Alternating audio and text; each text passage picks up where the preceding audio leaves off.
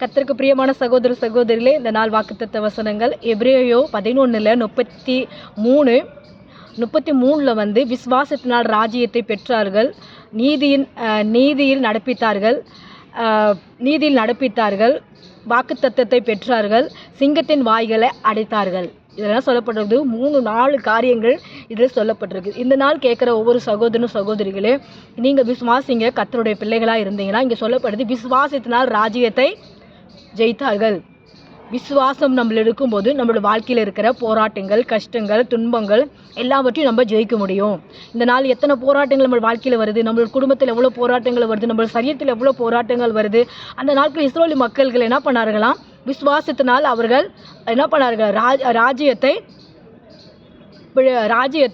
ஜெயித்தார்கள். அப்படின்னா அவங்களுக்கு ராஜ்யம் தேவையாக இருந்தது. என்ன தேவை? ராஜ்யம்.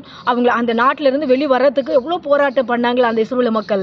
அதுக்கு வந்த பிற்பாடு ஒவ்வொரு ஊர்லேயும் போய் அவங்க டென்ட் போட்டு உட்காந்து அவங்க இருக்கும்போது அந்த வனாந்தரத்தில் அவங்க அவ்வளோ போராட்டங்கள் வந்தது. அந்த சமயத்தில் அவங்க விசுவாசத்தினால் அவங்க ஜெயித்தார்கள்.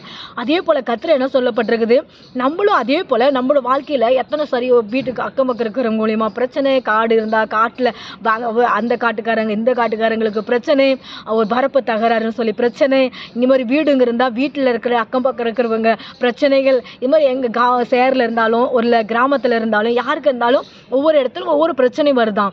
அந்த பிரச்சனைகள்லாம் ஜெயம் கொள்ள கர்த்தர் இந்த வாக்குத்தத்தம் கொடுத்துருக்காரு. சொல்லப்பாட்டு விசுவாசத்தினால் ராஜ்யத்தை ஜெயித்தார்கள். விசுவாசத்தில் இருக்கும்போது உங்களோட குடும்பத்தில் எந்த பிரச்சனை வந்தாலும், வாழ்க்கையில் எந்த பிரச்சனை வந்தாலும், படிப்பில் எந்த பிரச்சனை வந்தாலும், இல்லை நம்ம வாகனம் போகும்போது வரும்போது ஏதாவது ஒரு பிரச்சனை வந்தாலும் அது விசுவாசத்தில் ஜெயித்தார்கள்.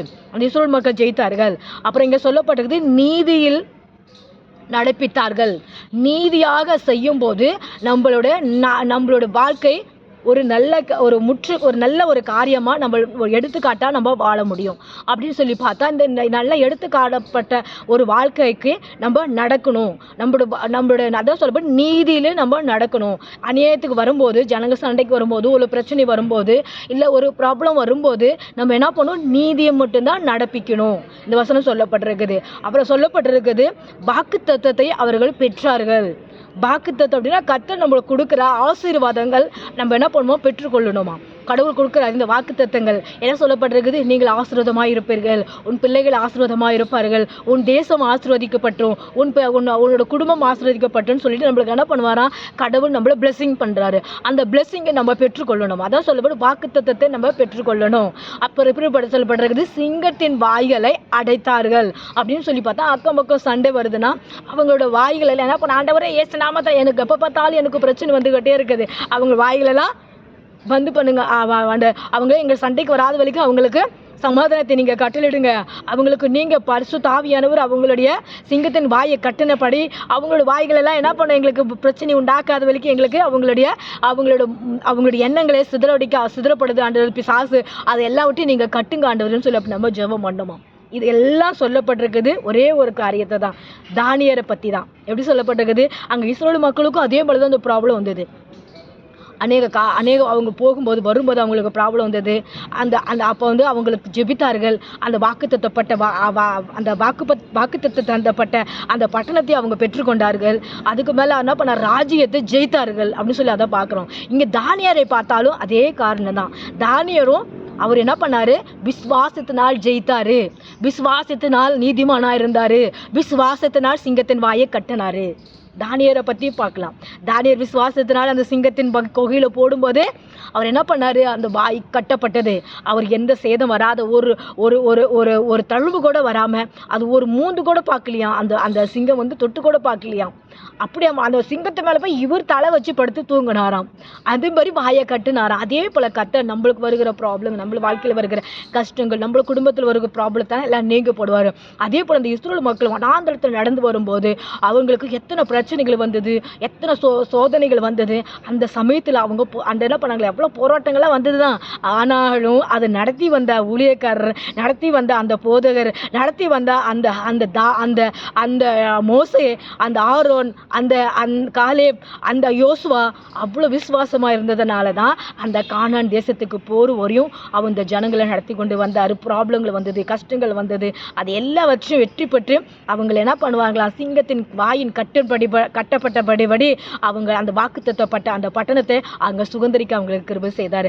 அதே போல தான் தானியருக்கும் அந்த சிங்கத்தின் வாய்களை கட்டினாரு. அந்த ராஜாவுடைய அந்த ஸ்தானத்தை கர்த்தருக்காக ஒரு வைராக்கியமாக அந்த தேசம் வாழ்ந்தது. எப்படின்னா தானியரின் தேவன் நன் தேவன் சொல்லிட்டு என்ன பண்ணாராங்க, அந்த ராஜாவே ஆர்டர் கொடுத்து ஒரு முத்திரை எடுத்து ஒரு எல்லாத்துக்கும் ஒரு ஆர்டர் கொடுத்தாரு. அதுக்கு ஏன் சொல்லப்பட்டா வாக்குத்தத்தம் பண்ணப்பட்ட அந்த பட்டணம், வாக்குத்தத்தை தந்த அந்த வார்த்தை, விசுவாசத்தில் வாழ்ந்த அந்த இஸ்ரவேல் மக்கள், விசுவாசத்தின் கொடுத்த அந்த பெரிய அந்த அற்புதங்கள், கடவுள் கொடுத்த அந்த பண்ணப்பட்ட வாக்குத்தத்தங்கள் நம்மளுடைய வாழ்க்கையிலும் அநேக வாக்குத்தத்தை கற்றுக் கொடுக்குறாரு. நம்ம விசுவாசமாக இருக்கிறோமா? நம்ம அநேக பேர் நம்ம அநேக முறை நம்மளே தன்னைத்தானே நம்ம ஆராய்ந்து பார்க்கணும். நாங்களும் அதுமாதிரி விசுவாசத்தில் இருக்கிறோமா? நாங்களும் அதுமாரி நம்ம இருக்கிறோமா ஆண்டவரே? நாங்களும் இருக்கணும் ஆண்டவரே. எங்களுக்கும் அந்த வாக்குத்தத்தை தந்த அந்த பட்டணத்தை நாங்கள் சுதந்திரிக்கணும். வாக்குத்தத்தை செஞ்ச அந்த அந்த அந்த ராஜ்யத்தை நாங்கள் பெற்றுக்கொள்ளணும். அந்த சிங்கத்தின் வாயிலை நாங்கள் அடைக்கணும் அப்படின்னு சொல்லி நம்மளும் வாழும்போது கர்த்தர் நம்மளுக்கும் அந்த ஆசீர்வாதங்களை தருவார். அந்த ஆசீர்வாதத்தை நம்ம பெற்றுக்கொள்ள நம்ம முதலாவது அவரை தேடணும், அவரை ஜெபிக்கணும். நம்ம விசுவாசத்தில் இல்லாமல் இருந்தோம்னா, சகோதரிகளை யாராவது விசுவாசத்தில் நீங்கள் புதுசாக பார்க்குறீங்கன்னா நீங்கள் இனிமாவது விசுவாசத்தில் வாருங்க. கர்த்தர் உங்களை ஆசீர்வதிப்பார். விசுவாசத்தில் இருக்கும்போது கர்த்தர் பெரிய காரியங்கள் செய்வார். கர்த்தருக்கு நாமத்துக்கு ஸ்தோத்திரம். God bless you.